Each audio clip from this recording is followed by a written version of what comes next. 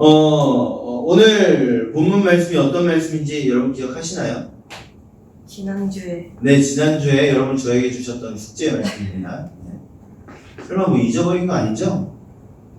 지난주에 우리가 수그릇 모임할 때, 너희는 믿지 않는 자와 멍에를 함께 매지 말라라는 이 말씀이 이 교재 안에서 믿지 않는 자와 결혼하지 말아라 라는 말씀으로 딱 집어서 우리에게 전달을 했기 때문에 과연 이게 정말 그 말씀이냐 우리가 그거를 한 번 더 살펴봐야 되겠다라고 했던 그 말씀이죠. 사실 결론부터 말씀드리자면 맞기는 해요. 맞기는 합니다. 결혼에 대한 말씀이 맞기도 해요. 왜냐하면 1세기 당시에 이 멍에를 함께 매다 라는 표현은 1세기 당시 문학적인 표현에서 로마 헬라 문학적인 표현에서 결혼이라고 하는 걸 전제로 두기도 했기 때문에 결혼에 대한 말씀이 맞기도 합니다. 그런데 오늘 이 본문 말씀을 전체로 읽어보면 결혼이다라고 딱 찍어서 얘기하는 순간 이 6장 14절 그 중에서도 믿지 않는 자와 멍에를 같이 매지 말라라고 하는 이 부분만 빼고 나머지는 완전히 동떨어진 말씀이 되는 거예요. 정말 이 너희는 믿지 않는 자와 멍에를 함께 매지 말라라는 이 말씀만 그냥 동떨어져서 다른 의미가 돼버리는 거죠. 근데 놀랍게도 되게 많은 번역 성경들이 결혼하지 말라라는 번역을 아예 채택한 성경들도 많이 있더라고요. 이 말씀을 그래서 우리가 조금 더 범위를 확장해서 봐야 된다. 결혼이라고 하는 하나의 행위로만 볼 게 아니라 좀 더 범위를 확장해서 우리가 볼 필요가 있다라는 거죠. 고린도 교회에 여러 가지 문제가 있었어요. 1세기 당시에, 바울 당시에 고린도 교회에 여러 문제가 있었습니다. 그래서 그 문제를 해결하고자 사도 바울이 썼던 편지가 고린도 전서였죠. 고린도 전서에 보면은 되게 따끔하게 이 고린도 성도들을 혼냅니다. 어떻게 혼내냐면 너희가 지금 분리돼 있다. 너희가 지금 분열돼 있다. 아니 어떻게 분열돼서 하나의 하나님을 섬긴다고 하겠냐. 그러면서 오히려 너희에게 서로 사랑해라 라고 합니다. 우리가 그래서 잘 알고 있는 고린도전서 말씀 중에 사랑장 있죠. 네. 그래서 그 말씀이 나온 거예요. 그리고 나서 이 바울은 아주 기쁜 소식을 디도를 통해서 듣습니다. 고린도전서를 통해 사도 바울이 전했던 그 가르침을 고린도 교회 성도들이 기쁘게 받아들이는 거예요. 아주 기쁘게 그 말씀을 받아들여서 우리가 잘못했습니다. 우리가 함께 하나 되도록 힘쓰겠습니다가 된 거예요.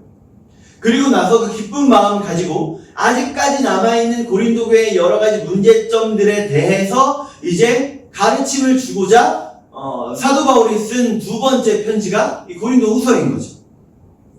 그래서 이 잔재해 있는 여러 문제점 중에 하나에 대한 가르침, 그게 오늘 본문의 말씀인 겁니다. 그 중에 하나인 거예요.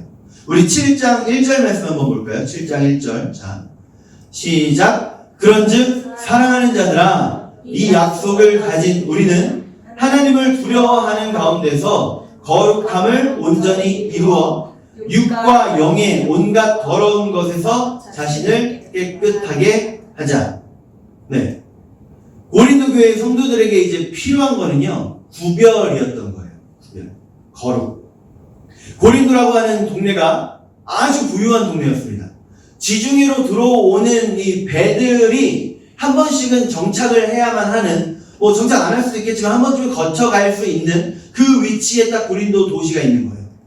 그래서 지중해로 들어오는 웬만한 배들은 한 번씩 들렀다 가기 때문에 많은 사람들이 모이는 동네가 고린도 동네였던 겁니다.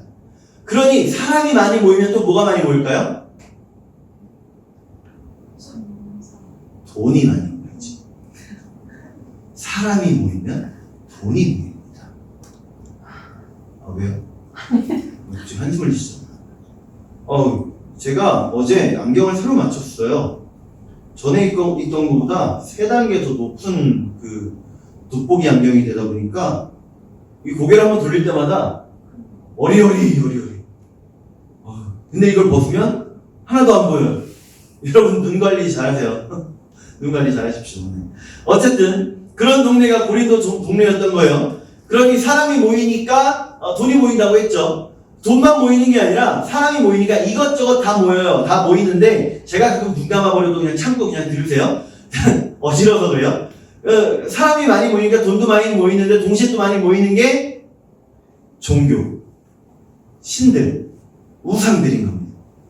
여러 나라의 사람들이 각자 배를 타고 오는데 이 항구 도시들마다 바다에 대한 신이 많아요. 그래서 이 동네 저 동네에서 오는 그 모든 배들이 각자 자기의 신을 가지고 오는 겁니다. 신상을 가지고 오는 거예요. 그러니 고린도라는 동네에 이런 신 저런 신 그런 신상들이 넘쳐났습니다.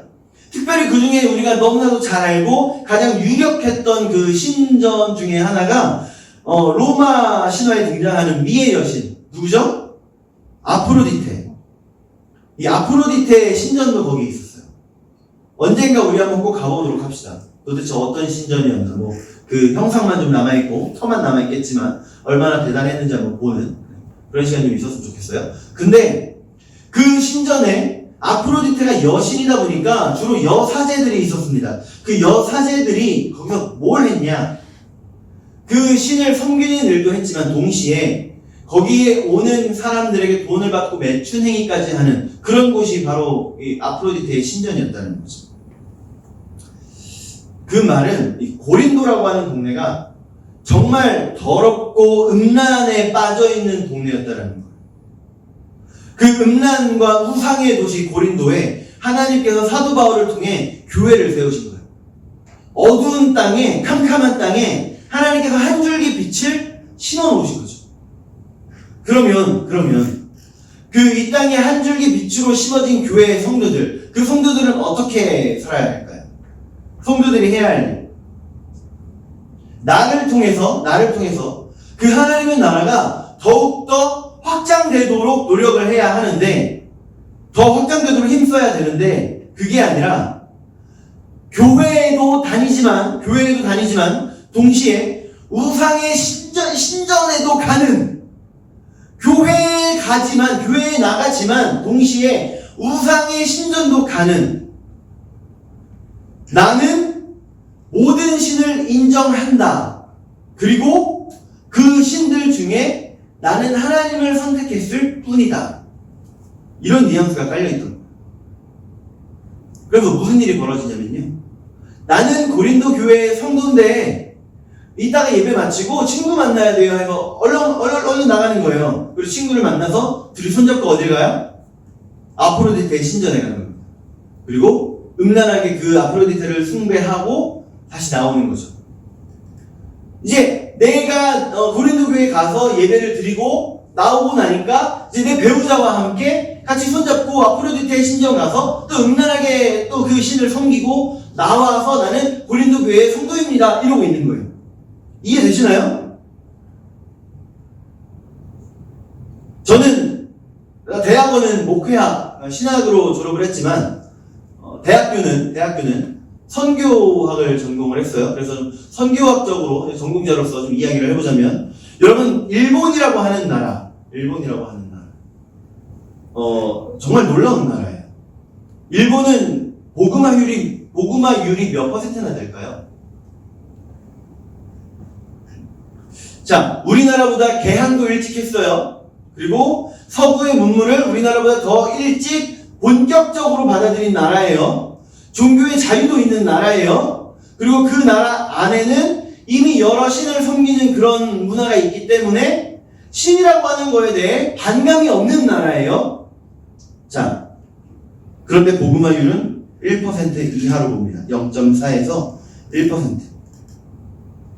왜일까요? 저는 사실 우리나라가 일본을 싫어하는 것도 그 이유 중에 하나가 있지 않을까 싶어요. 우리나라가 전 세계에서 선교사 그 인구 대비 1위인 건 아시죠? 근데 일본에 대한 선교사 숫자는 터무니없이 적어요. 우리나라가 거기를 그래도 미워도 섬기긴 해야 되는데 그러지 않아서 아닌가 생각도 해봤지만, 진짜 문제는 뭐냐면요, 일본이라고 하는 나라에 이미 10만 개, 수십만 개가 되는 그 신들이 있다라는 거예요.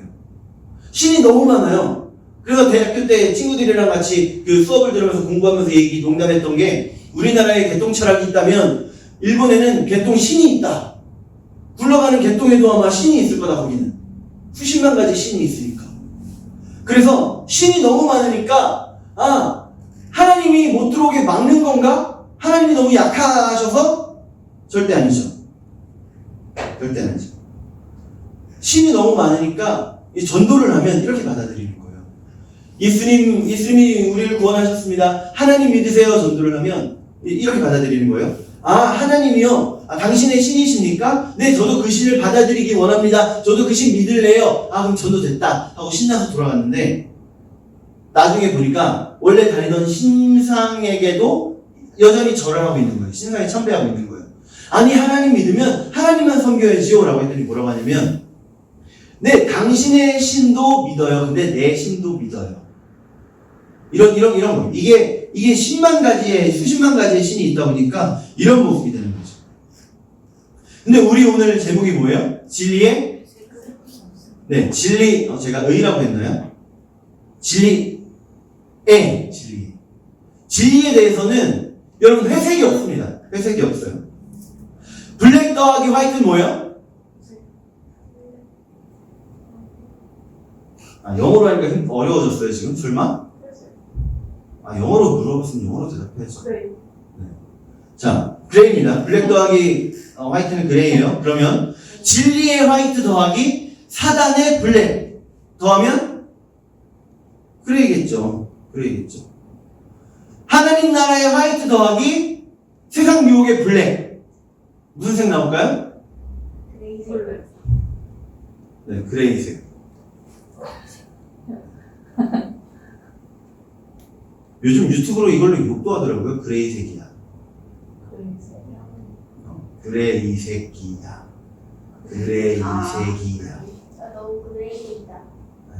그래요. 초딩들 재밌겠네요. 근데 진리에는요 회색이 없습니다. 블랙 더하기 화이트가 물감이나 라이트로는 될지 모르겠어요. 그런데 진리에 있어서는 그게 가능하지가 않아요. 우리 오늘 본문 말씀이 14절부터 시작이잖아요. 그럼 13절도 보면 우리가 말씀을 이해하는데 조금 많이 도움이 될 것 같아요. 우리 13절 말씀 한번 볼까요? 13절. 자, 시작. 내가 자녀에게 말하듯 하노니 보답하는 것으로 너희도 마음을 넓히라. 내가 너희에게 내 자녀들에게 얘기하는 것처럼 얘기했으니까 그 보답으로 너희도 마음을 넓혀라. 내가 마음을 넓혀서 너희에게 이야기했으니 너희도 그 보답으로 마음을 넓혀서 들어라. 네, 마음 넓혀라. 그런데 이 마음을 넓혀라 라는 말씀을 하고 나서 바로 다음 14절 말씀에 보면 뭐라고 말씀하시는 거예요? 믿지 않는 자와 멍에는 함께 매지 말아라. 아니, 마음 넓히라면서요. 같이 좀 짐도 짊어질 수도 있고 같이 좀 수고하는데 도와줄 수도 있는 거지. 아니, 갑자기 마음 넓히라고 해놓고는 이런 옹졸함이 어딨어요? 멍에는 함께 매지 말아라. 어제도 실컷 들었던 오늘 아침에도 들었던 이거 밴댕이 아니에요 이거? 거짓말 잘했어. 우리 11절 말씀 한번 볼까요? 11절. 늦진 않았나요? 11절부터 바울은 고린도 교회 성도들에게 우리가 여러분들을 향해 읽어봅시다. 시작. 고린도인들이여 너희를 향하여 우리의 입이 열리고 우리의 마음이 넓어졌으니 내가 너희를 인정한 것 같이 내가 너희를 받아들여준 것 같이 너희도 마음을 넓게 받아들여줘라. 그리고 나서 한다는 말이 멍에를 함께 매시라. 1세기 당시의 기독교가 하나의 거대한 흐름이 돼서 로마를 덮쳤어요. 로마의 기독교라고 하는 그리스도교라고 하는 그 하나의 물결로 인해서 로마는 뒤집어졌습니다.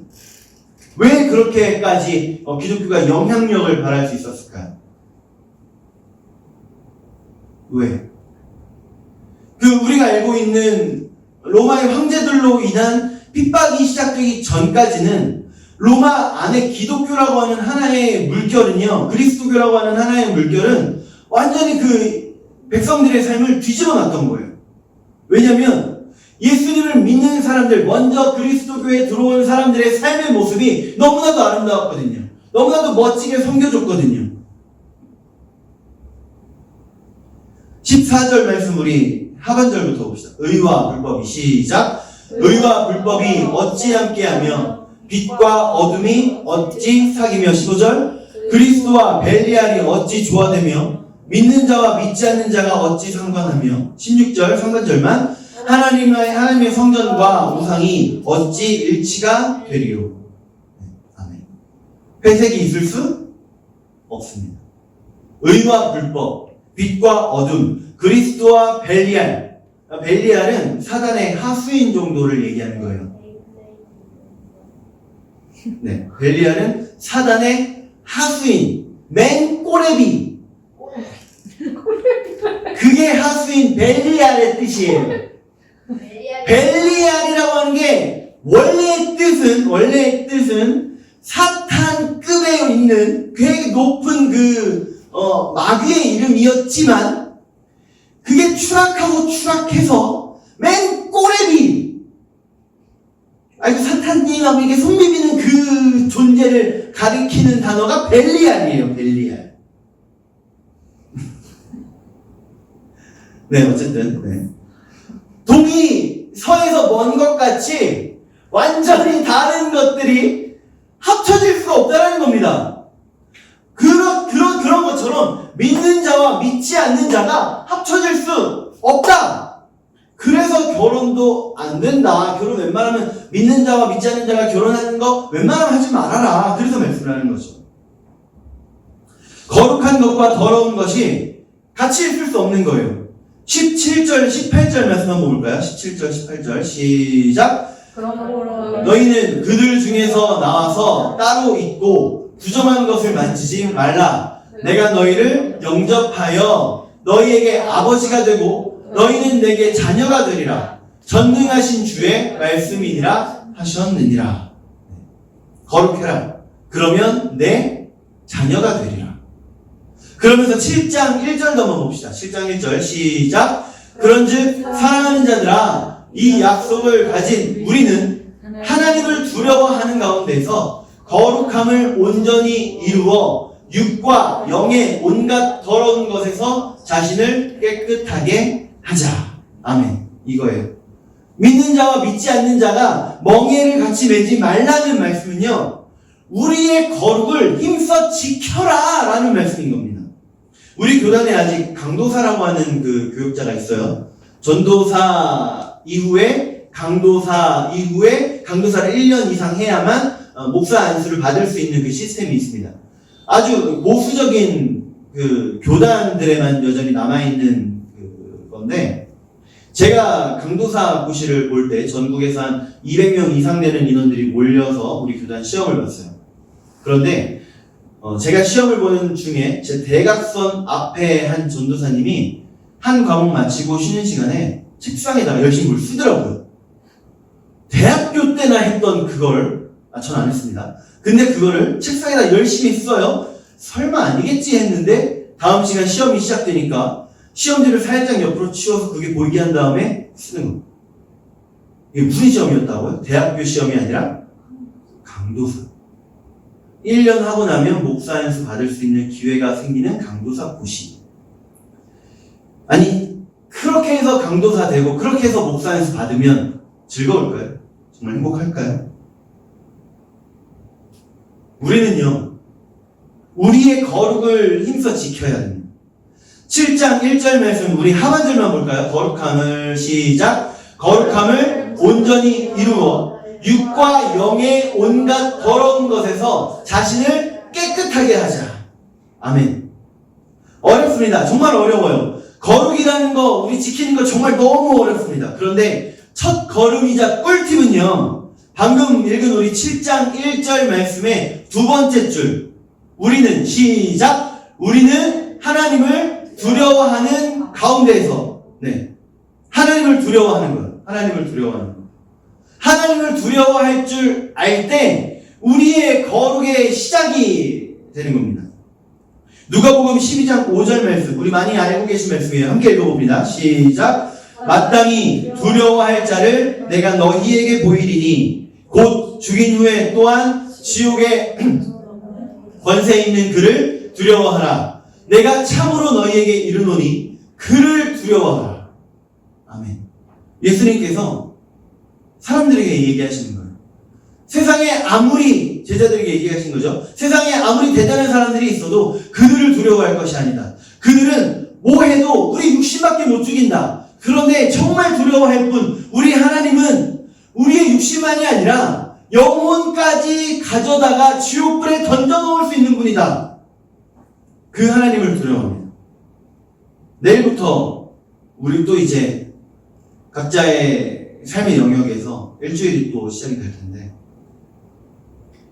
내 이웃을 내 몸과 같이 사랑하는 거 너무 중요해요. 내 이웃을 내 몸과 같이 사랑해야 됩니다. 그런데 그들은 나의 전도의 대상자로 사랑하는 거고요. 그들과 함께 우리는 멍에를 같이 매지 않습니다. 하나님을 두려워함으로 나의 삶의 거룩을 완성해 나가는 진리의 회색은 절대 없습니다. 내 거룩은 내가 힘써 지켜나가는 우리가 되기를 간절히 축복합니다. 기도하겠습니다. 하나님 감사합니다.